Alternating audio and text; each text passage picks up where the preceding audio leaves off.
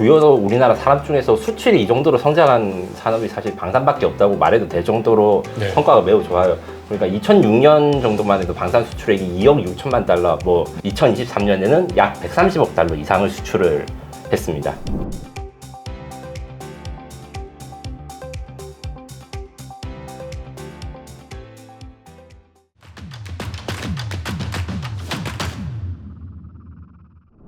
안녕하십니까. 증시학도TV 시청자 여러분, 투자자 여러분 반갑습니다. 네, 정말 오랜만에 우리 군사 방산 방위 전문가 에베이터의 김민석 기자님을 모셨습니다. 기자님 어서 오십시오. 네, 안녕하세요. 오랜만에 뵙습니다. 네, 오랜만에 이렇게 귀한 발걸음 해주셔서 너무 감사합니다. 네, 투자를 여쭤보는 건 아니고 투자는 저희가 하는 거고 분위기가 어떤가, 그래서 그걸 투자를 어떻게 연결시킬 건가 이런 게 항상 저희는 궁금해요. 최근에 지정학적 리스크도 점점 커지는 것 같기도 하고 그런데 일단 그것보다 우리 이제 직접적으로 투자자들한테 급한 게 뭐냐면 한국 방산 제품들이 그렇게 많이 잘 팔린다는 이야기가 있는데 진짜 잘 팔리는 건지 아니면 국뽕에 찬 기사인지 그게 첫 번째 궁금하고 만약 잘 팔린다면 무슨 근거로 잘 팔리는지 이런 것들이 좀 궁금합니다. 네. 알겠습니다. 먼저 일단 말씀을 드리면 최근에 주요 우리나라 산업 중에서 수출이 이 정도로 성장한 산업이 사실 방산밖에 없다고 말해도 될 정도로 성과가 매우 좋아요. 그러니까 2006년 정도만 해도 방산 수출액이 2억 6천만 달러, 2억 6천만 달러 하면 F-35 전투기 한 2대 사면 끝나는 정도, 요 정도로 수출이 됐다가 그 다음부터 그래도 조금씩 늘어나서 2012년대부터는 20억 달러에서 30억 달러, 2조에서 3조 원을 수출을 쭉 했습니다. 아, 그래요? 그러다가 2016년대 한번 이제 다시 2조 원대로 다시 좀 떨어졌다가 점점 늘어났는데 2021년부터 갑자기 이제 성장이 시작돼가지고 제가 조사한 바로는 2021년에는 72억 달러, 그전에는 거의 30억 달러대였는데 거의 2배 가까이 점프하고 그 다음에는 이제 아시다시피 그 폴란드 계약이라든가 여러 가지 그 안보 불안으로 인한 갑작스러운 방산 수출로 해가지고 173억 달러. 그리고 2023년에는 약 130억 달러 이상을 수출을 했습니다.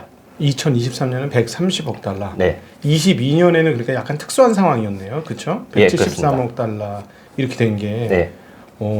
그러면은 예전에 30억 달러 팔리던 거에 비하면 6배, 7배 막 이렇게 팔리는데 23년도가 오히려 진카일 가능성이 있겠네요. 요거는 꾸준히 앞으로도 나갈 수 있는 거로.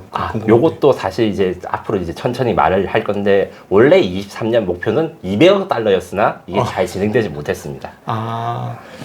이게 제가 방산 한번 투자를 해봤는데 기대하거나 예상한 대로 딱딱 떨어지는 일이 없는 것 같아요. 이게 물론 G2G 거래니까 소비자들의 마음을 알기 어려운 것보단 그래도 정부의 마음을 알기는 쉬운데 변수가 그래도 생기는 게 너무 많습니다. 어떤 변수가 있나요? 예, 가장 이제 중요한 걸로는 22년에 저희가 잘 나갔던 우크라이나 전쟁 때문에 인한 전쟁 특수나 긴급한 무기 수요 이런 것들이 있을 거고 정치적으로는 지금 트럼프나 이제 바이든 행정부 교체될 때 어떻게 되느냐 이런 국방 정책 그다음에 이제 반사적으로 이제 정부의 거래니까 정부의 지출이나 정부의 수입에 큰 변동이 생기면 계획도 많이 어그러집니다.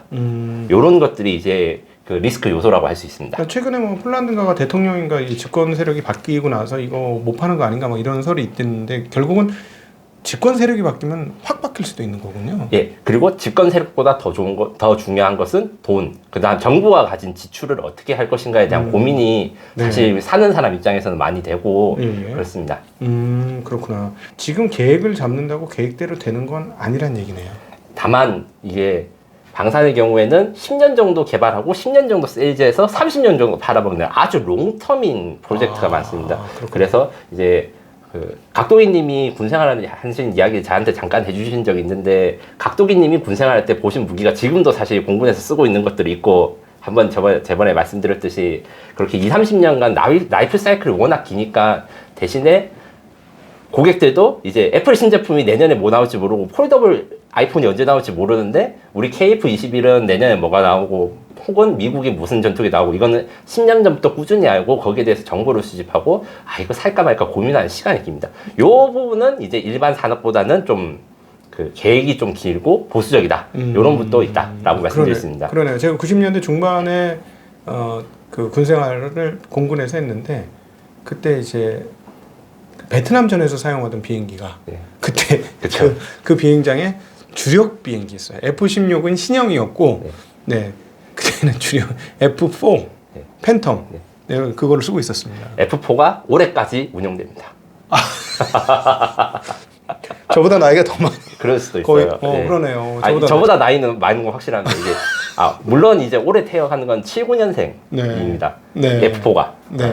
예. 그러면은 근데 도대체 어떤 아이템? 우리는 비행기를 팔아먹는 건 아니잖아요. 비행기는 뭐 그럴 수 있을 것 같은데. 예. 한국에 수출하고 있는 아이템 주로 어떤 거 있나요? 예, 작년에 수출했던 아이템 중심으로 보자면 육해 공군으로 나눠서 보자면 아무래도 육군이 가장 많고 이제 육군 중에서도 그 중에서 포랑 자주포랑 차이 경우에는 자주포는 탱크 같이 생겼지만 이것이 야포의 역할을 가지고 있고 스스로 움직일 수 있고 장전도 자동으로 돼가지고 현재는 주력으로 쓰는 게 있고 그다음에 다연장 로켓이라는 게 있는데 다연장 로켓은 미사일은 아닌데 미사일보다 싸고 대신에 화력이 더 많은 이런 이제 포병 장비가 잘 팔리고 그 다음에 이제 K2 흑표전차라고 하는 이제 탱크 기갑 장비 요게 있고 그 다음에 이제 장갑차가 있는데 장갑차는 이 두 개에 비해서는 아이템이 아직 약합니다. 그 다음에 헬기도 지금 수출을 하려고 몇 년째 노력하고 있고요.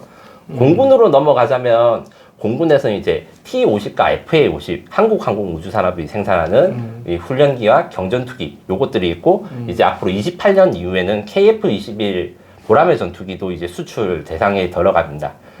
다만 이제 전투기나 훈련기 외에 그 공군 산업에서 이제 수출된 품목은 아직 우리가 포트폴리오가 좀 부족한 편이고요. 네. 육군이 포트폴리오가 제일 많습니다. 그러네요. 예.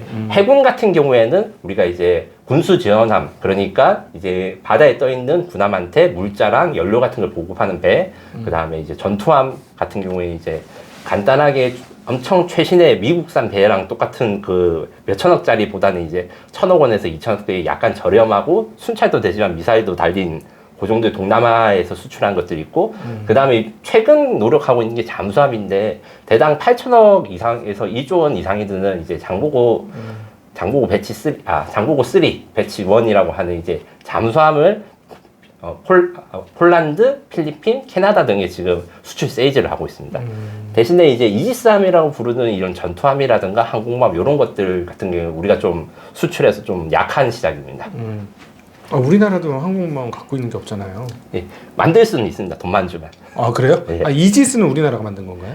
이지스라는 거는 정확히 말해서 군함 중에서 미국에서 만든 이지스라는 레이더 이름입니다. 레이더를 탑재하면 이지스함인데 그거랑 비슷한 성능을 가진 국산 전투함을 현재 만들고 있고 요 사업이 KDDX라는 사업인데 HD 현대랑 지금 하나오션이 좀 법적인 다툼이 있습니다.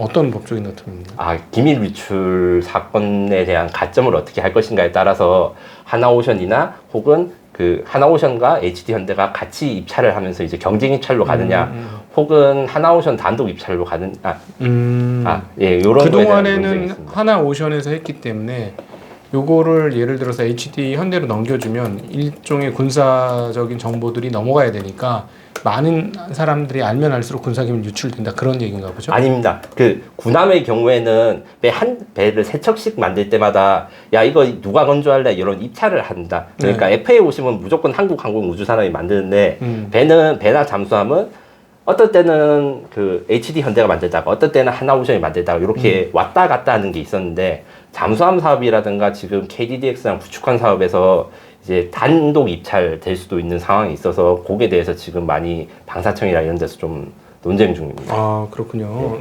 아니 해군 요 조그만 배들은 우리나라가 배를 워낙 잘 만드니까 잘 될 것 같은데 많이 못 파는 모양이네요.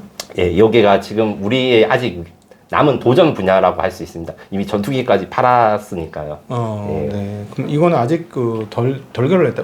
좀 의외네요. 상선이나 이런 것들은 워낙 잘 만들고 뭐 특수선도 잘 만드는 입장이니까 당연히 해군함도 뭐 작은 것들은 잘 만들 것 같은데 아직은 그렇군요. 자 그러면은 이렇게 다시 육군으로 한번 넘어가서 이 내용들을 보면 헬기도 육군 자원이에요? 헬기는 육해 공군이 다 쓰지만 현재 수출을 추진하고 있는 것들은 두 가지가 있는데 하나는 LAH라는 그 소형 무장 헬기, 그러니까 흔히들 아는 공격 헬기 중에 왕이라고 있는 아파치보다 작지만 대신에 싸고 경제성이 있는 그거를 이제 올해부터 양산을 시작하는데 아랍에미레이트 이런 쪽에 수출을 추진하고 있고요. 그 다음에 이제 해병대에서 쓰는 헬기가 있습니다. 그거는 이제 마리논 무장 공격 헬기라고 있는데 그것도 역시 이제 수출을 이제 중동 지방에 추진하고 있습니다.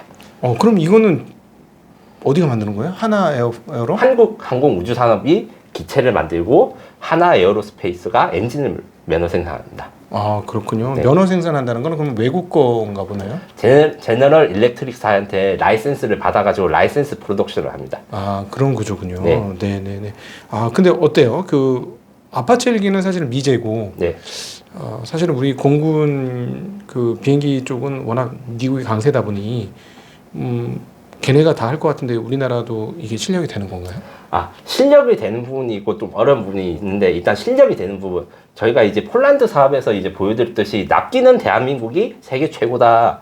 그 어떤 회사도 이렇게 빠르게 이렇게 신속하게 원하는 시점에 물건을 배달해서 전투가 가능한 무기를 전달해주는 데가 없다. 이 부분에서 유럽이 특히 약점을 보여가지고 생산력이 부족하고 그 다음에 뭐 이런저런 행정 절차가 많고 뭐 논쟁을 하는데 세워라 내워라 걸리는데 우리는 빡 순식간에 딱 이런 거에서 강점이 있고 그 다음에 운용 유지해가지고 많이 이제 좋은 평가를 받습니다. 네. 이 비행기나 이런 무기들이나 모든 군사 장비들이 대부분 내가 사는 금액보다 이 유지 보수 관리하는 비용들이 한 2배에서 3배 듭니다. 이걸 라이프 사이클 코스트라고 하는데 네. 그 부분에서 우리가 확실히 강점을 가지고 있습니다.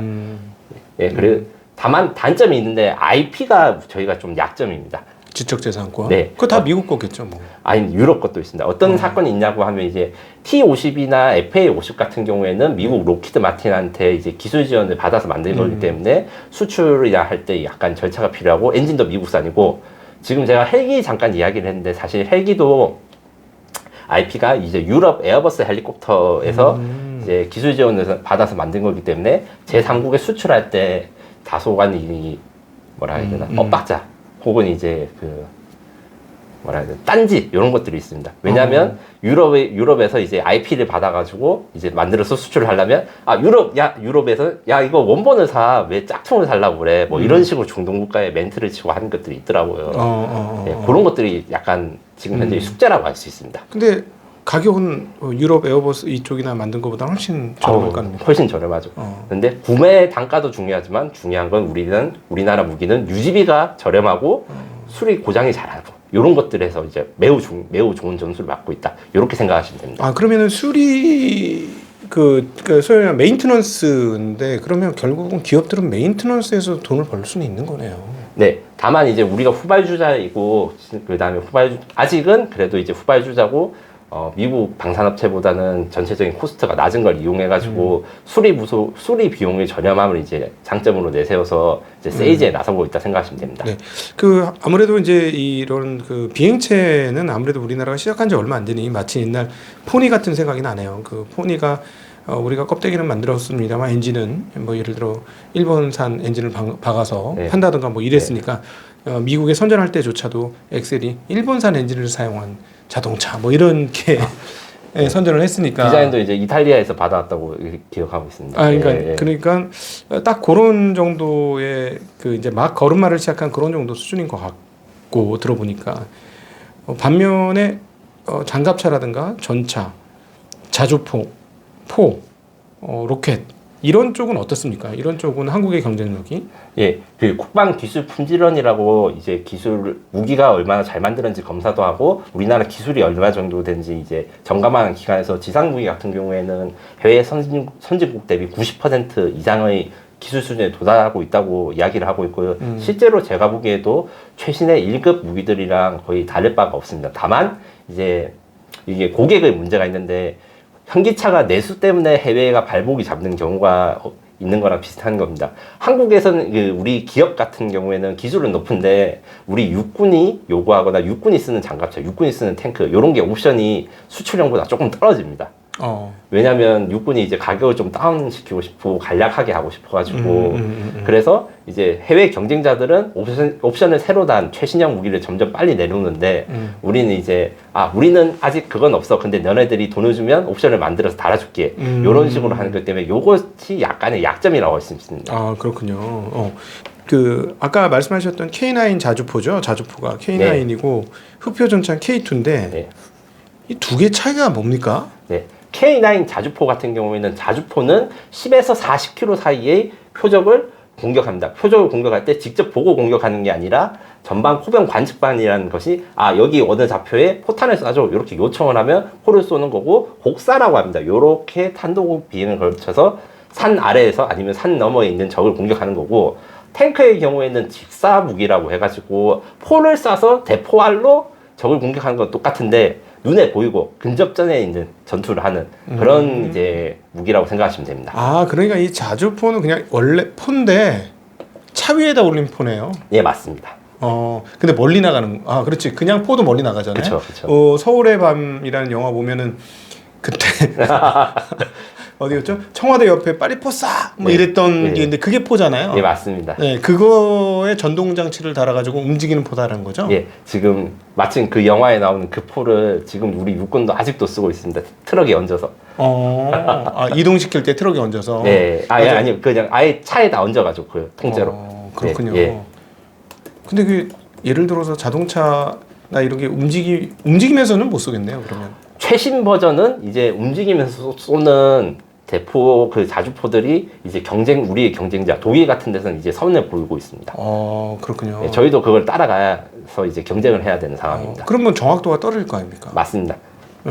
그럼 정확도 떨어진 포로서 상관없나요? 대신에 현재 포탄은 이제 발전 방향 간단하게 이야기 드리면 포탄에 날개가 달리고 GPS가 달립니다. GPS로 위치를 보정해가지고 이 오차를 보정할 수 있는 것까지 왔습니다. 그래요? 네. 그럼 포값이 비싸겠네? 예, 그렇습니다. 포탄값이 가격이 많이 올라가겠네요? 예, 뭐 발당 1억 원에서 5억 원짜리도 있고 원래 이제 한 100만 원대 포탄인데 그런 것도 이제 대신에 10발을 쏘서 파괴된 포적을 한 발을 쏴서 그 GPS 포탄으로 파괴할 수 있기 때문에 부가가치가 높고 시장성이 있다고 해서 지금 한국도 지금 거의 완성해 가고 있습니다. 포 하나에 1,000만 원이라고? 포탄 하나에. 그러니까 포탄 하나에? 그렇죠. 네. 엄청난 비쌉니다. 미사일은 기본적으로 제가 우리나라에서 운용하는 것 중에 70억 넘는 것도 봤습니다. 한 발에. 쏘면 사라지는데. 네. 예전에 뭐 에임9이라고 하죠. 우리 공군 그 날개에 달았던 것도 가짜만 달았어요. 저희가 공군에서 그걸 달아줬는데 네. 훈련탄. 네, 비싸기 때문에 그때 그거 한 발이 아파트 한 채 값이었거든요. 그렇죠. 네, 몇 억인데 이 공대공 유도 미사일 그거는 아주 조심해서 맞아요. 이렇게 해서 다뤘어요. 저희가 그걸 달아줬는데 비싼 거니까 조심해야 돼. 그래서 기계를 안 쓰고 사람 손으로 달잖아요. 네. 그게 공군의 네. 기계 도움을 받긴 합니다만 막 이렇게 했던 기억이 그렇게 비싸군요. 아니 그러면 갑자기 의문이 생기는 게 이번에 러시아 쪽에 북한이 포알을 팔은 거고 알고 있기로는 미사일도 팔았습니다. 한국도 저쪽에 유럽 쪽으로 독일이 공급이 안 되고 유럽에서 공급이 안 돼서 이 상황을 그럼 좀 설명해 주세요. 이게. 요거 같은 경우에는 이제 일단 잠깐만요. 그 한국 같은 경우에는 공식적으로 한국 정부는 우크라이나에 포탄이 간 것이 없는 게 정확한 워딩이고 다만 이제 다들 짐작하는 것처럼 이제 유럽 국가랑 미국이 우크라이나에 야포탄을 이제 지원을 해주고 그 나라들이 포탄의 탄약고가 비어 있으니까 그 탄약고를 채워주는 것으로 이제 이야기를 하고 있고요. 그래서 독일이나 유럽에 있는 그 나라 국가들 혹은 유럽에 있는 미군의 탄약고에 저희 포탄이 들어가 있는 상태인 겁니다. 우크라이나에 한국 포탄이 들어갔다는 증거는 아직 러시아가 찾지 못했습니다. 적국이 아마 찾았으면 그게 외국 문제가 될 건데 반대로 북한과 러시아는 아예 다이렉트로 포탄 수백만 발에 가까운 거나 미사일 수십 발을 기차로 실어 날라가지고 바로 쏘고 우크라이나 군이 포탄과 미사일을 맞았는데 그 포탄의 신관에 한글이 써 있거나 아니면 미사일 잔해에 한글이 써 있고 이런 거 이미 발견한 상태입니다. 잠깐만요. 그러면은 일단 그 하나하나 점검해 볼까요? 북한이 만든 포탄을 어떻게 러시아에서 쓸 수 있죠? 이 북한제 무기는 이제 대부분 다 자체 생산 개발이지만 다 이제 구소련에 기반을 해가지고 만든 거기 때문에 규격이 똑같습니다. 그 다음에 지금 러시아 군도 이제 소련이 무너진 지 30년이 넘었잖아요. 근데 그 30년 기간 중에 그렇게 많이 신기술이 발달하거나 이런 것들이 없어서 구소련제 무기들을 아직도 많이 가지고 있어서 그렇게 호환이 됐던 겁니다. 근데 이제 두 가지가 이해가 잘 안 되는데 그 큰 러시아가 포탄이 없어지는 상황에 와 있는지 도대체 우리가 모르는 러시아 우크라이나전에서 어떤 일이 벌어졌길래 그랬는 건지가 하나 러시아 쪽에서 궁금하고 뭐 결국은 뭐 유럽에서 우크라이나에 못 보내주니까 우리가 유럽한테 보내주고 자기네 걸 뭐 주든지 말든지 그건 뭐 잘 모르게 어쨌든 네. 우리께 팔리는 거잖아요. 네. 우리는 그럼 그쪽은 미국은 전부 유럽은 전부 미국 계통인 거예요? 이쪽은 러시아 계통이고? 예, 흔히들 나토 규격 바르샤바 조약 기구 규격이라고 하는데 여기서 바르샤바 조약 기구라는 건 옛날 소련을 중심으로 한 공산권 국가들의 군사 동맹 지금 없어졌고 나토는 유럽과 미국이 들어가 있는 군사 동맹 지금 현재도 있는 요렇게 두 개로 나눠져 있는데 전 세계의 무기는 요 두 개의 규격 중 하나로 된다고 생각하시면 됩니다. 그러면 군사 대국은 전 세계 그냥 구소련과 미국이네요. 예, 심지어 지금 현재 중국이 그 러시아를 제치고 세계 제2위 군사대국이 됐지만 중국군의 그 무기 규격은 미국과 러시아를 섞어서 쓰고 있습니다. 아, 지난번에 말씀하셨을 땐 비행기 쪽은 네, 미국이고 네. 그러면 예를 들자면 배는 또 러시아 규격 쓰는 게 있고 또 포탄 같은 경우에 또 러시아에서 들어오고 예, 그런 것들이 복잡하게 있어요. 근데 왜 중국에서 안 사고 중국에서 사면 안 문제가 팔고 있는 것 같습니다. 제 판단으로는. 중국에서 사면 뭐 국제적인 문제가 심각할 수 있겠네요. 제가 보기에는 중국 시진핑이 지금 러시아 우크라이나 전쟁에 대해서 가지는 입장은 러시아를 말로는 도와주지만 러시아의 국력이 쇠진되기만을 기다리고 있는 것이 아닌가 이런 생각이 듭니다. 아니, 군사 전문가로서 왜 그렇게 생각하시는 거예요? 예, 아무리 증거를 찾고 이렇게 여러 가지 이제 해외 군사 전문가들을 찾아봐도 중국이 러시아에 직접적인 군사 지원을 하는 게 전혀 없거든요. 그래서 이제 북한을 찾은 것도 있는데 러시아가 중국한테 그런 요청을 안 한 게 아닐 거란 말이에요. 북한 포탄을 지원받는 건 러시아로서도 엄청 막장인 상황 아니겠습니까?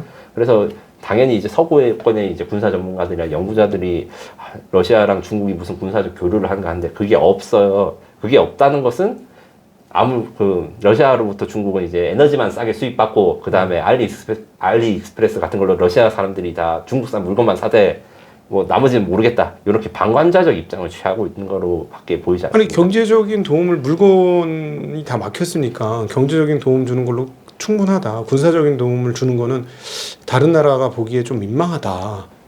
우리가 어떤 뭐랄까 그 세계적 분쟁 지역에 우리가 분쟁 중심 국가로 들어가면 안 그래도 힘든데 계속 더 욕먹는다 이런 생각을 해서 그런 거 아닐까? 그분도 일리가 있는 내용이고요. 제가 이제 외국 군사 전문가들한테 이야기하면서 흥미로운 이야기를 하나 들었는데 네. 남북한이 공이 지금 안전한 상태다. 우크라이나 러시아 전쟁 때문에 이런 이야기를 들었는데 이게 약간 시니컬한 웃음거리 같은 겁니다. 왜냐하면 한국도 지금 30만 발 이상의 포탄을 이제 우크라이나는 아니지만 이제 그 미국을 통해서 지원하고 북한도 방금 미사일이나 이런 걸 지원했다고 하지 않습니까? 비었다 이거지 우리 네. 곳간이. 서로 남북한의 곳간이 우크라이나 러시아 전쟁 때문에 비었으니까 전쟁이 나거나 도발을 하기 어려운 거예요.